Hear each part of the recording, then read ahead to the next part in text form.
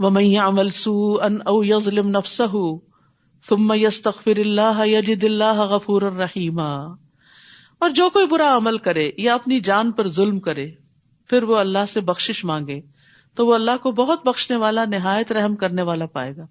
پھر بخشش کی بات آ گئی. آج تو آپ کو بخشش کی دعائیں ضرور ہی پڑھ لینی چاہیے. اور اس کے علاوہ صلاۃ التوبہ بھی ہوتی ہے، یعنی دعائیں پڑھنے کے علاوہ آپ یوں کر سکتے ہیں 2 نفل پڑھ کے پھر اس کے بعد بخشش کی ساری دعائیں پڑھ لی جائیں.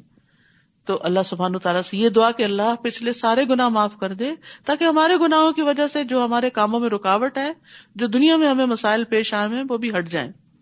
بہترین وظیفہ ہے یہ. رسول اللہ صلی اللہ علیہ وسلم نے فرمایا جو مسلمان کوئی گناہ کر بیٹھے پھر وضو کرے، اس کے بعد 2 رکعت نماز پڑھے اور اللہ تعالیٰ سے اپنے اس گناہ کی معافی مانگے تو اللہ تعالیٰ اس کے گناہ کو یقیناً معاف کر دے گا، چاہے وہ کتنا ہی بڑا گناہ ہو. اور اللہ سے پوری امید کے ساتھ توبہ کرنی چاہیے، بخشش مانگنی چاہیے. اور پھر آپ دیکھیے اللہ سبحانہ تعالیٰ کا کتنا فضل اور کتنی رحمت ہے کہ انسان کو گناہ کے بعد مہلت دی جاتی ہے کہ توبہ کر لے. اگر وہ کر لے تو گناہ لکھا ہی نہیں جاتا، ورنہ ایک گناہ لکھ لیا جاتا ہے.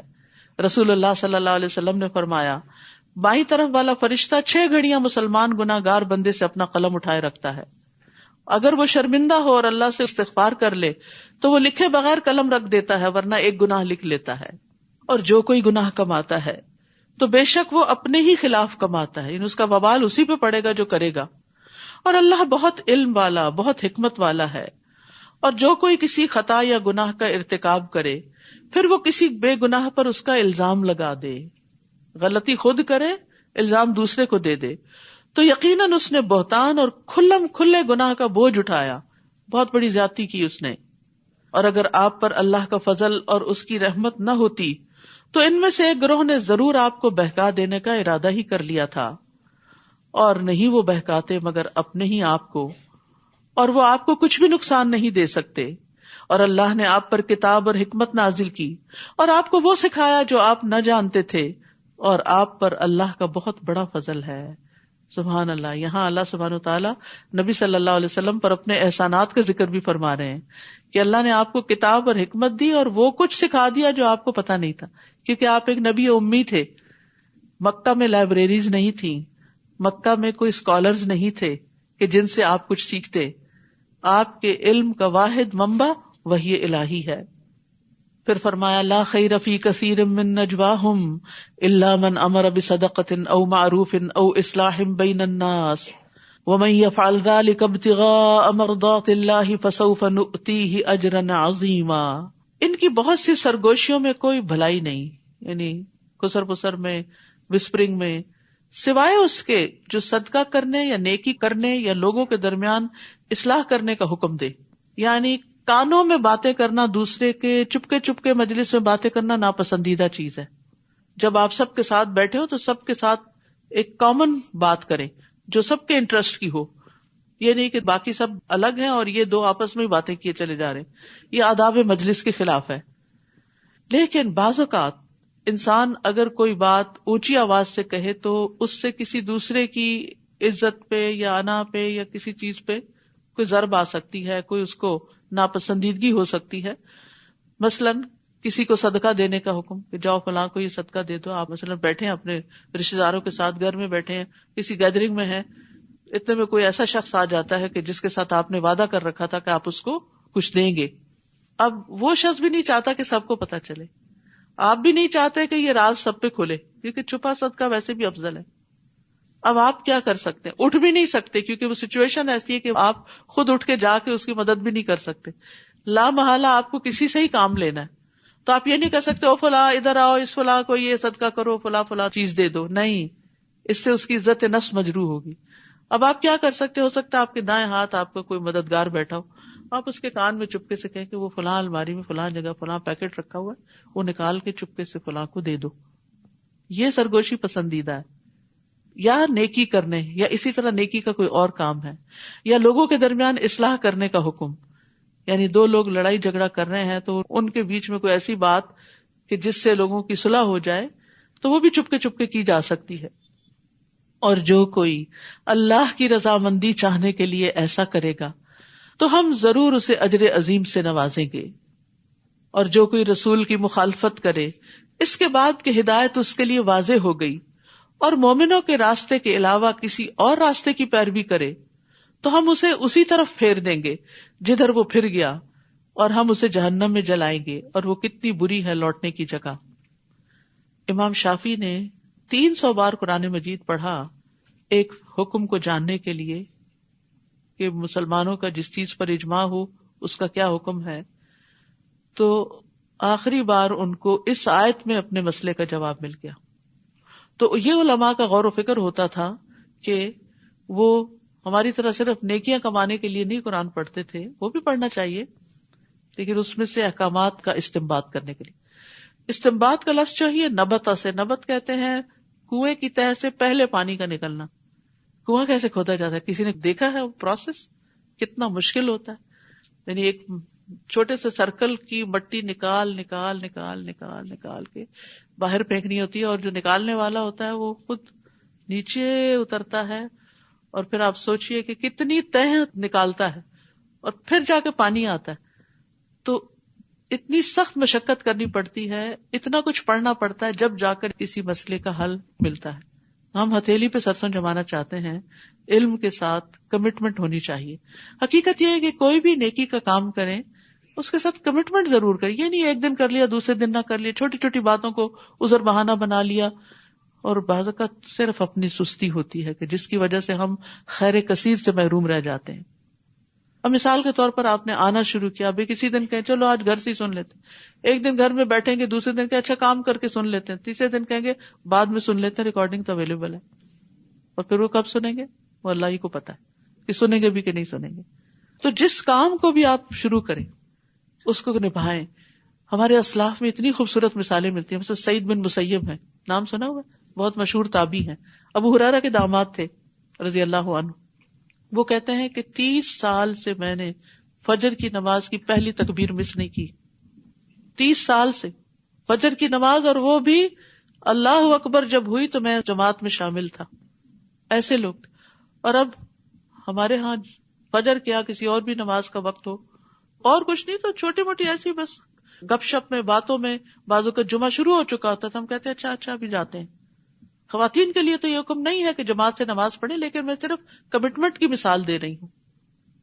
اسی طرح ایک اور امام تھے، امام ربیعہ رائی، امام مالک کے استاد تھے، فقہ میں بہت بڑے امام مانے جاتے ہیں وہ بھی۔ انہوں نے بھی اسی طرح کی بات کی کہ 40 سال سے ان کی تکبیر اولیٰ فوت نہیں ہوئی۔ ہمارا دین اور ہماری یہ نمازیں ہمیں وقت کی پابندی سکھاتے۔ آج ہم اور لوگوں کو اپریشیٹ کرتے ہیں کہ فلاں شخص اپنے کام پہ کبھی 1 منٹ بھی لیٹ نہیں ہوا، لوگ اس کو قابل فخر بات سمجھتے ہیں کہ میں اپنی ڈیوٹی سے کبھی بھی لیٹ نہیں ہوا۔ تو جب ہم دنیا کی نوکری کے کریڈٹ بنانے میں اور اپنا اچھی ساکھ بنانے میں اتنی پابندی کرتے ہیں، تو ہم میں سے کوئی یہ بھی دیکھ لے کہ آخرت کی کمائی کے لیے ہماری کمٹمنٹ کتنی ہے۔ ہم میں سے کون یہ کہہ سکتا ہے آج تک میری ایک بھی فجر کی نماز قضا نہیں ہوئی؟ کوئی ہے جو دعویٰ کرے؟ کوئی نہیں کر سکتا۔ اوہو بس پتہ نہیں رات کو تھک گئی تھی، صبح آنکھ نہیں کھلی، پتہ نہیں وہ الارم بھی لگایا تھا کیا ہوا۔ نہیں، وقت کی پابندی، کمٹمنٹ نبھانا، یہ بہت اعلیٰ درجے کی نیکی ہے۔ ان اللہ لا یغفر ان یشرک بہ ویغفر ما دون ذلک لمن یشاء ومن یشرک باللہ فقد ضل ضلالا بعیدا۔ بے شک اللہ نہیں بخشے گا کہ اس کے ساتھ کسی کو شریک ٹھہرایا جائے۔ پھر دوبارہ یہی بات آئی، شرک ناقابل معافی گناہ ہے، اور جو اس کے علاوہ ہوگا وہ جس کے لیے چاہے گا بخش دے گا، اور جو کوئی اللہ کے ساتھ شریک ٹھہرائے تو یقیناً وہ گمراہی میں بہت دور بھٹک گیا۔ شرک سے برات کے لیے لا الہ الا اللہ کا ورد بڑا فائدہ مند ہے، اور لا الہ الا اللہ کا معنی سمجھنا بڑا ضروری ہے۔ یہ ایک پورا کارڈ اس پہ بنایا گیا ہے کہ لا الہ الا اللہ پڑھنے کی فضیلت کیا ہے اور کس کس طرح پڑھا جائے۔ تو یہ بھی ایک بڑی اچھی یاد دہانی ہوتی ہے اپنے توحید کے سبق کو دہرانے کی۔ ابو درداء سے روایت ہے، کہتے ہیں کہ میں نے رسول اللہ صلی اللہ علیہ وسلم کو فرماتے ہوئے سنا کہ ہر گناہ کے بارے میں امید ہے کہ اللہ اسے بخش دے گا سوائے اس شخص کے جو مشرک ہو کے مرا یا کسی نے مومن کو جان بوجھ کے قتل کیا۔ مشرک کے اعمال بھی قبول نہیں ہوتے، فرمایا پیر اور جمعرات کے دن جنت کے دروازے کھول دیے جاتے ہیں اور ہر اس بندے کی مغفرت کر دی جاتی ہے جو اللہ کے ساتھ کسی کو شریک نہیں کرتا، اور اس بندے کے سوا جس کی اپنے بھائی کے ساتھ عداوت ہو. یعنی لوگوں سے دشمنی رکھنا جو ہے یہ بھی انسان کو بہت بڑی محرومیوں کا شکار کر دیتا ہے. چنانچہ کہا جاتا ہے ان دونوں کو مہلت دو حتیٰ کہ یہ صلح کر لیں، ان دونوں کو مہلت دو حتیٰ کہ صلح کر لیں، ان دونوں کو مہلت دو حتیٰ کہ صلح کر لیں، اور پھر صلح کر لیں تو اس کے بعد ان کی بھی بخشش کر دی جائے گی. ان يدعون من دونه الا اناثا وان يدعون الا شیطانا مریدا، نہیں وہ پکارتے اس کے سوا مگر دیویوں کو، اور نہیں وہ پکارتے مگر سرکش شیطان کو. یعنی یہ شرک کی علامات ہیں، دیوتاؤں اور دیویوں کو پکارنا، ان کے پاس مرادیں لے کے جانا، ان سے دعائیں کرنا، اور اسی طرح شیطان کی بندگی کرنا. اللہ نے اس پر یعنی شیطان پر لعنت کی، اور اس نے کہا یعنی شیطان نے کہا میں تیرے بندوں میں سے ایک مقرر حصہ ضرور بے ضرور لے کر رہوں گا، ان کو اپنا چیلا بنا کے چھوڑوں گا. اور دن رات وہ اس کام پہ لگا ہوا ہے، اور اس کے لیے اس نے مہلت مانگی تھی کہ مجھے قیامت تک زندگی دے دی جائے، اور اس کو دے دی گئی، اور وہ ہر وقت اب یہی کچھ کر رہا ہے، برائیوں کو خوبصورت بنا بنا کے لوگوں کو اپنے جال میں پھانستا ہے. امام ابن قیم کہتے ہیں کہ شیطان کی ایک حیران کن چال یہ ہے کہ وہ انسان کے نفس کو سونگھتا ہے، یہاں تک کہ وہ جان لیتا ہے کہ ان دو قوتوں میں سے کون سی قوت انسان کے نفس پہ غالب آتی ہے. نمبر 1 پیش قدمی اور بہادری کی قوت کہ کر لوں گا، یہ نیکی کا کام کروں گا میں تو، اور نمبر 2 باز رہنے اور پیچھے ہٹنے اور کمزور ہونے کی قوت. یعنی یہ بندہ نیکی میں آگے جانے والا ہے یا پیچھے رہنے والا ہے، اور جو بزدل ہے پیچھے رہنے والا اس کو وہ کنٹرول کر لیتا ہے، اور جس کے بارے میں پتا چل جاتا ہے کہ نہیں یہ تو باز ہی نہیں آئے گا تو پھر وہ اگلے سٹیپ پہ جا کے کوئی اور چال چلتا ہے. تو یاد رکھیے بلند ہمتی پیدا کیجیے اپنے اندر، نیکی کے کاموں کو مشکل نہ جانیے، کوتاہی نہ کیجیے، سستی نہ کیجیے. شیطان کے وسوسے 2 طرح کے ہوتے ہیں، یا تو وہ کوتاہی کا وسوسہ ڈالتا ہے، یا وہ اس میں حد سے بڑھنے یا غلو کی طرف لے جاتا ہے. اسے پرواہ نہیں کس میں وہ کامیاب ہوتا ہے. یعنی جو تو کمزوری دکھاتا ہے اس کو کمزوری کے اور وسوسے ڈالتا ہے، اور جو بہادری دکھاتا ہے اس کو کہتا ہے حد سے آگے بڑھ جاؤ، تو اس کو بھی رکنا ہوتا ہے. نو ایکسٹریمزم، نہ ادھر سے نہ ادھر سے، درمیان کی راہ. اس نے یہ بھی کہا تھا اور البتہ میں ضرور انہیں بھٹکاؤں گا، اور میں ضرور انہیں امیدیں دلاؤں گا، اور میں ضرور انہیں حکم دوں گا، پھر وہ ضرور مویشیوں کے کان کاٹیں گے. دور جاہلیت کی ایک رسم ہے، بتوں کے نام پہ کان کاٹتے تھے. اور میں ضرور انہیں حکم دوں گا تو وہ ضرور اللہ کی تخلیق کو بدل ڈالیں گے، اور جو کوئی اللہ کو چھوڑ کر شیطان کو دوست بنائے تو یقیناً اس نے کھلم کھلا نقصان اٹھایا. یاد رکھیے شیطان باطل کو خوبصورت بنا کے پیش کرتا ہے، باطل اور حق کو خلط ملط کرتا ہے، دھوکہ دیتا ہے، چالیں چلتا ہے، خواہشات کے ذریعے حملہ کرتا ہے، حقیر سمجھے جانے والے اعمال کے ذریعے داخل ہوتا ہے. انسان کہتے ہیں چھوٹی سی بات ہے تو چھوٹا سا گناہ، اس سے کوئی فرق نہیں پڑتا. اب ہوتا ہی انسان پھنس جاتا ہے، پھر اس سے ایک اور برائی میں، اس سے ایک اور برائی میں، برائیوں کا ایک سلسلہ چل پڑتا ہے. یعدہم ویمنیہم وما یعدہم الشیطان الا غرورا، وہ ان سے وعدہ کرتا ہے اور انہیں امیدیں دلاتا ہے، اور نہیں وعدہ کرتا ان سے شیطان مگر دھوکے کا. تو شیطان کے وعدوں سے خبردار رہیں، اور ان میں بعض اوقات وہ بہت سا وقت ضائع کروا دیتا ہے. یہی لوگ ہیں جن کا ٹھکانہ جہنم ہے، اور وہ اس سے کوئی جائے پناہ نہ پائیں گے. یعنی شیطان ان کو اپنے ساتھ ہی لے کے دم لے گا.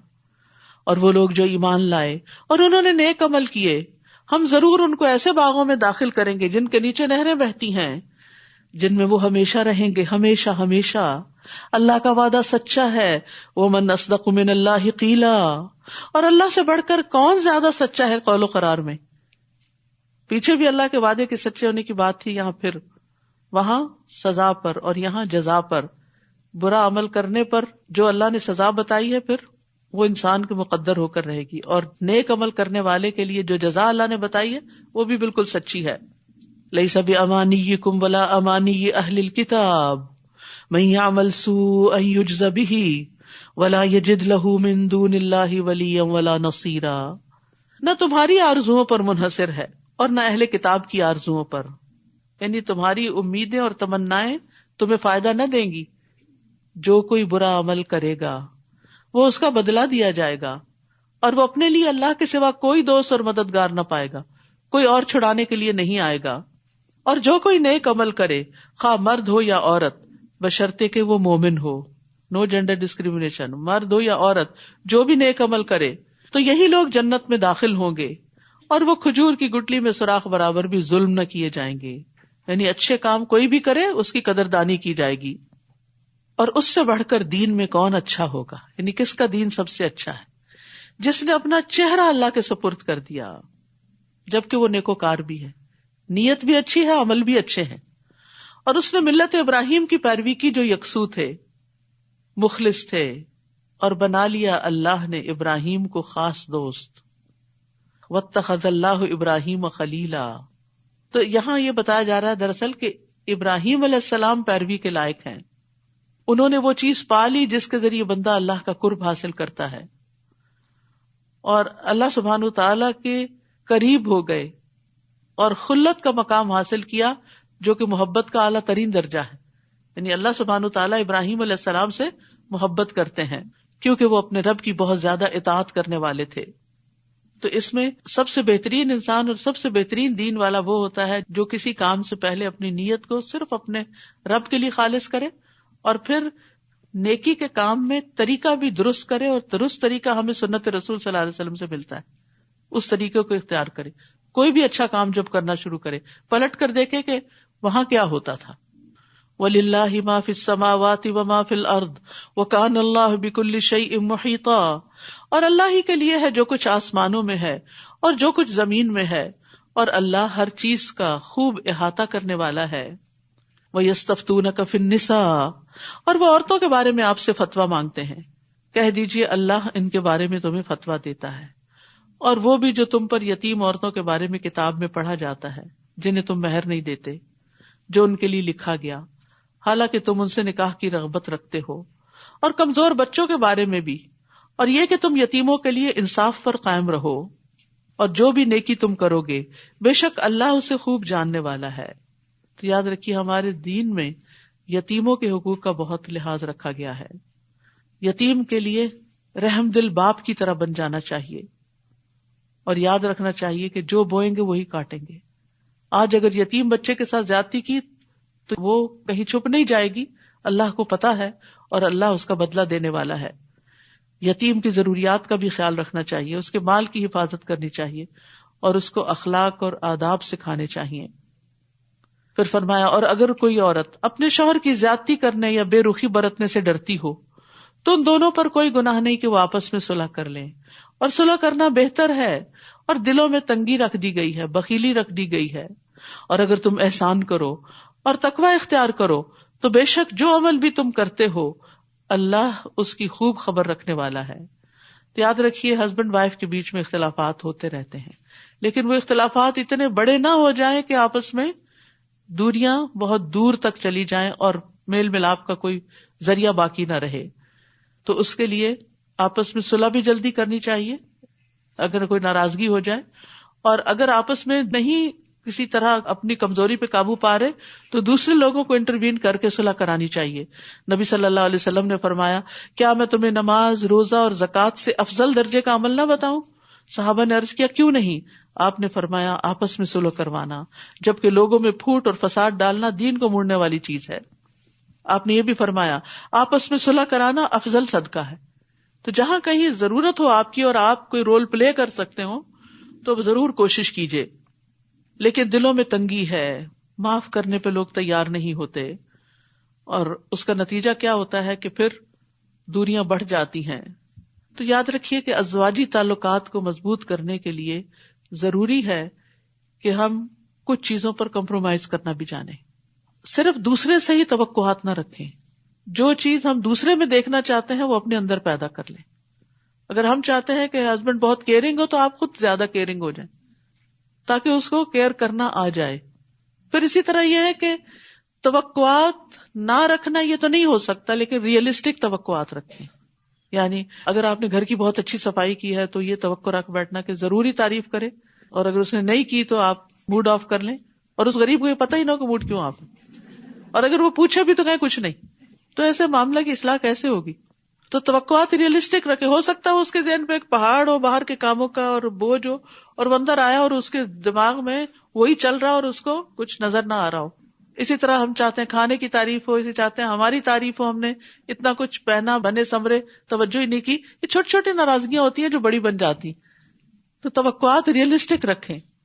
پھر اسی طرح کچھ چیزیں تو وقت کے ساتھ دونوں میں تبدیل ہوتی ہیں, لیکن کچھ آتے نہیں تبدیل ہوتی.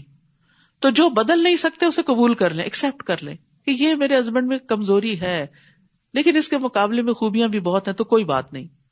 اور پھر یہ نہیں کہ ہر چیز ایکسپٹ کر لیں, جس چیز کو تبدیل کر سکتے ہیں اس کو کوشش سے, دعا سے تبدیل بھی کریں. صبر اور برداشت کی صلاحیت اپنے اندر بلڈ کریں کہ چھوٹی سی چیز کو میں نے مائنڈ نہیں کرنا, پہلے سے تیار رکھیں. بہت اچھا کھانا بنایا, نئی تعریف ہوئی تو میں اپنے آپ کو نہیں گلاؤں گی, موو آن, آگے بڑھنا ہے, کہ اس غم میں مبتلا نہیں رہنا. اور اگر معاملات بہت ہی بگڑ جائیں, ہر چیز ہی بری لگ رہی ہے, ہر چیز ہی بری لگ رہی ہے, تو کچھ عرصے کے لیے ماحول تبدیل کر لیں, کیونکہ ماحول کی تبدیلی سے بھی بہت کچھ تبدیل ہو جاتا ہے. اور خاص طور پر یہاں کا ماحول جو ہے, جیسے سردیوں کے دن بہت چھوٹے ہوتے ہیں اور اندھیرا ہی اندھیرا, اور اگر دل میں بھی اندھیرا اور باہر بھی اندھیرا تو پھر نتیجہ کیا ہوگا. پھر فرمایا, اور تم عورتوں کے درمیان ہرگز عدل نہیں کر سکتے. اگر تم اس کی حرص کرو تو تم ایک کی طرف پوری طرح مائل نہ ہو جاؤ اور دوسری کو لٹکتی ہوئی چیز کی طرح چھوڑ دو. اور اگر تم اصلاح کرو اور تقوی اختیار کرو تو بے شک اللہ بہت بخشنے والا, نہایت رحم کرنے والا ہے. اور اگر وہ دونوں الگ ہو جائیں تو ہر ایک کو اللہ اپنی وسعت سے غنی کر دے گا. نہیں بنتی تو پھر طلاق کو ایک بہت ہی بری چیز نہ سمجھو, پھر الگ ہونے میں ہی وسعت ہے. اور اللہ وسعت والا, خوب حکمت والا ہے. اور اللہ ہی کے لیے ہے جو کچھ آسمانوں میں اور جو کچھ زمین میں ہے. اور البتہ تحقیق ہم نے ان لوگوں کو جو تم سے پہلے کتاب دیے گئے تھے یہ تاکید کی تھی, اور تمہیں بھی, کہ اللہ سے ڈرو. اور اگر تم کفر کرو گے تو بے شک اللہ ہی کے لیے ہے جو کچھ آسمانوں میں ہے اور جو کچھ زمین میں ہے, اور اللہ بہت بے نیاز, بہت تعریف والا ہے. اور اللہ ہی کے لیے ہے جو کچھ آسمانوں میں ہے اور جو کچھ زمین میں ہے, اور کافی ہے اللہ کارساز. سبحان اللہ. یہ بار بار تکرار اس لیے ہے تاکہ اس کو محسوس کریں کہ ہر چیز کا مالک اللہ ہے, وہ سب کچھ کر سکتا ہے. اسے کچھ بھی تبدیل کرنے کے لیے کسی کے پاس نہیں جانا, وہ خود مالک ہے. بندوں کے دلوں کا مالک بھی وہ ہے, مال کا مالک بھی وہ ہے, رزق کا مالک, بیماری کو صحت میں بدلنے کا مالک. تو اس سے مانگتے چلے جاؤ. اے لوگو, اگر وہ چاہے تو تم سب کو لے جائے اور دوسروں کو لے آئے, اور اللہ اس پر بہت قدرت رکھنے والا ہے. یعنی جب بندے اللہ کے حکم کو ضائع کر دیتے ہیں تو اللہ کی نگاہ میں حقیر ہو جاتے ہیں, اللہ کو پرواہ نہیں ہوتی. پھر ان کی بجائے اللہ دوسروں سے اچھے کام لے لیتا ہے. من کان یرید ثواب الدنیا فعند اللہ ثواب الدنیا والآخرہ وکان اللہ سمیعا بصیرا. جو کوئی دنیا کا ثواب چاہتا ہے تو اللہ کے پاس دنیا اور آخرت دونوں کا ثواب ہے. تو تم صرف دنیا کیوں چاہتے ہو؟ ربنا آتنا فی الدنیا حسنہ وفی الآخرۃ حسنہ. اور اللہ خوب سننے والا, خوب دیکھنے والا ہے. اے لوگو جو ایمان لائے ہو, انصاف پر قائم رہنے والے ہو جاؤ, اللہ کے لیے گواہی دینے والے بن جاؤ, اگرچہ وہ تمہارے اپنے ہی خلاف ہو یا والدین اور قرابت داروں کے. اگر وہ غنی ہوں گے یا فقیر تو اللہ ان دونوں کا زیادہ خیر خواہ ہے. یعنی ناحق کسی کا ساتھ دے کر فقیر کے مقابل کو نقصان نہ دو. بس تم خواہشات کی پیروی نہ کرو کہ تم عدل نہ کرو, اور اگر تم زبان موڑو گے یا تم اعراض کرو گے تو بے شک جو بھی تم عمل کرتے ہو اللہ اس کی خوب خبر رکھنے والا ہے. تو انسان کو ہر حال میں حق بات ہی کہنی چاہیے, چاہے قریبی رشتہ داری کیوں نہ ہو. رسول اللہ صلی اللہ علیہ وسلم نے فرمایا, قاضی 3 طرح کے ہوتے ہیں, ایک جنت میں, 2 آگ میں. جنت میں جانے والا وہ ہے جس نے حق پہچانا اور اس کے مطابق فیصلہ کیا. جس نے حق پہچانا پھر فیصلے میں ظلم کیا وہ آگ میں ہے, اور جس نے جاہل ہوتے ہوئے لوگوں کے فیصلے کیے وہ بھی آگ میں ہے. تو یہ بہت نازک معاملہ ہے. آپ جج تو نہیں ہیں کہیں, لیکن گھر کے اندر بھی, بچوں کے بیچ میں بھی, رشتہ داروں کے بیچ میں بھی چھوٹے چھوٹے فیصلے کرنے پڑ جاتے ہیں. تو عدل سے کام لینے کی ضرورت ہے. اے لوگوں جو ایمان لائے ہو, ایمان لاؤ اللہ اور اس کے رسول پر, یعنی اپنے ایمان کی تجدید کرتے رہو, اور اس کتاب پر جو اس نے اپنے رسول پر نازل کی, اور وہ کتاب جو اس نے اس سے پہلے نازل کی. اور جو کوئی انکار کرے گا اللہ کا اور اس کے فرشتوں کا اور اس کی کتابوں کا اور اس کے رسولوں کا اور آخرت کے دن کا, پس تحقیق وہ بھٹک گیا, بہت دور کا بھٹک جانا. بے شک وہ لوگ جو ایمان لائے پھر انہوں نے کفر کیا, پھر ایمان لائے پھر کفر کیا, پھر کفر میں بڑھ گئے, یعنی دین کو کھیل ہی بنا لیا, اللہ ایسا نہیں کہ انہیں بخش دے. یعنی کفر کی حالت میں موت آ گئی تو بخشش نہ ہوگی، اور نہ یہ کہ انہیں سیدھے رستے کی ہدایت دے۔ بشر المنافقین بان لہم عذابا الیما، منافقوں کو خوشخبری دے دیجئے کہ ان کے لیے دردناک عذاب ہے۔ جو لوگ مومنوں کو چھوڑ کر کافروں کو دلی دوست بنا لیتے ہیں، کیا وہ ان کے پاس عزت چاہتے ہیں؟ تو بے شک عزت ساری کی ساری اللہ ہی کے لیے ہے، اور تحقیق اس نے کتاب میں نازل کیا کہ جب تم سنو کہ اللہ کی آیات کا انکار کیا جاتا ہے اور ان کا مذاق اڑایا جاتا ہے تو تم ان کے ساتھ مت بیٹھو حتیٰ کہ وہ اس کے علاوہ کسی اور بات میں مشغول ہو جائیں، ورنہ بے شک تب تم ان جیسے ہوگے۔ بے شک اللہ منافقوں اور کافروں سب کو جہنم میں جمع کرنے والا ہے۔ وہ لوگ جو تمہارے بارے میں انتظار کرتے ہیں، پھر اگر تمہارے لیے اللہ کی طرف سے کوئی فتح ہو، یعنی منافق انتظار کرتے ہیں، تو وہ کہتے ہیں کیا ہم تمہارے ساتھ نہ تھے؟ اور اگر کافروں کے لیے کوئی حصہ یعنی وہ کامیاب ہو تو کہتے ہیں کیا ہم تم پر غالب نہیں آنے لگے تھے اور ہم تمہیں مومنوں سے بچا نہیں رہے تھے؟ ان کی طرف ہو جاتے ہیں۔ بس اللہ قیامت کے دن تمہارے درمیان فیصلہ کرے گا، اور اللہ کافروں کے لیے مومنوں پر ہرگز کوئی راستہ نہ بنائے گا۔ ان المنافقین یخادعون اللہ وہو خادعہم، بے شک منافقین اللہ کو دھوکہ دیتے ہیں حالانکہ وہ انہیں دھوکہ دینے والا ہے، اور جب وہ نماز کے لیے کھڑے ہوتے ہیں تو انتہائی سستی سے کھڑے ہوتے ہیں، یون کرتے ہوئے، ڈھیلے ڈالے، لیٹ، اور وہ لوگوں کو دکھاوا کرتے ہیں کہ کوئی یہ نہ کہ اس نے تو نماز ہی نہیں پڑھی، اور اللہ کو بہت تھوڑا یاد کرتے ہیں۔ نماز اللہ کے ذکر کے لیے قائم کی جاتی ہے، افسوس کہ ہم نماز میں بھی اللہ کو کم یاد کرتے ہیں، دنیا میں تو کیا یاد کریں گے۔ تو منافقت میں سستی بڑا اہم کردار ادا کرتی ہے، انہیں نماز سے کوئی دلچسپی نہیں، ذکر سے کوئی دلچسپی نہیں، بس وہ انتظار کرتا رہتا ہے، آخری وقت میں اٹھ کے 2-4 ٹھونگے مار لیتا ہے اور اللہ کو کچھ بھی یاد نہیں کرتا۔ آپ نے فرمایا منافقوں پر فجر اور عشاء سے زیادہ کوئی نماز بھاری نہیں، لیکن مومن اس کے برعکس اپنے رب سے سرگوشیاں کرتا ہے، اللہ کو یاد کرتا ہے، متذبذب ہیں، نہ ان لوگوں کی طرف ہے نہ ان لوگوں کی طرف، نہ مومنوں کے ہیں نہ کفار کی طرف، اور جسے اللہ بھٹکا دے تو آپ ہرگز اس کے لیے کوئی راہ نہ پائیں گے۔ اے لوگو جو ایمان لائے ہو، مومنوں کے سوا کافروں کو اولیاء نہ بناؤ، کیا تم چاہتے ہو کہ تم اللہ کے لیے اپنے خلاف کوئی واضح دلیل بنا لو؟